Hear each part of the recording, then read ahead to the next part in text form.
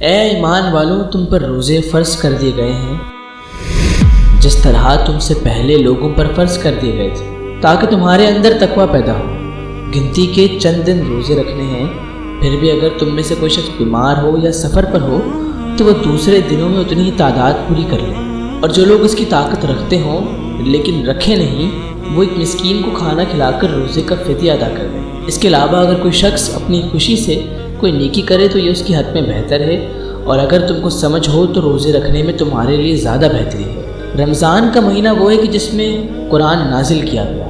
جو لوگوں کے لیے سراپا ہدایت اور ایسی روشن نشانیوں کا حامل ہے جو صحیح راستہ دکھاتی ہے اور حق و باطل کے درمیان دو ٹوک فیصلہ کر دیتی ہے۔ لہٰذا تم میں سے جو شخص یہ مہینہ پائے وہ اس میں ضرور روزہ رکھے،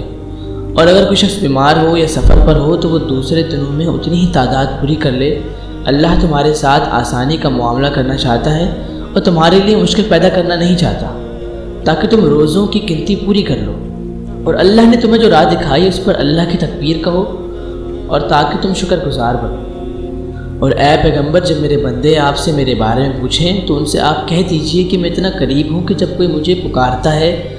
تو میں پکارنے والے کی پکار سنتا ہوں، لہٰذا وہ میری بات دل سے قبول کرے اور مجھ پر ایمان لائے تاکہ وہ راہ راست پر آ جائے۔ تمہارے لیے حلال کر دیا گیا ہے کہ روزوں کی رات میں تم اپنی بیویوں سے بے تکلف صحبت کرو، وہ تمہارے لیے لباس ہیں اور تم ان کے لیے لباس ہو۔ اللہ کو علم تھا کہ تم اپنے آپ سے خیانت کر رہے تھے، پھر اس نے تم پر عنایت کی اور تمہاری غلطی معاف فرما دی، چنانچہ اب تم ان سے صحبت کر لیا کرو، اور جو کچھ اللہ نے تمہارے لیے لکھ رکھا ہے اسے طلب کرو، اور اس وقت تک کھاؤ پیو جب تک صبح کے سفید دھاری سیاہ دھاری سے ممتاز ہو کر تم پر واضح نہ ہو جائے۔ اس کے بعد رات آنے تک روزے پورے کرو، اور اپنی بیویوں سے اس حالت میں مباشرت نہ کرو کہ جب تم مسجد میں اعتکاف میں بیٹھے ہو۔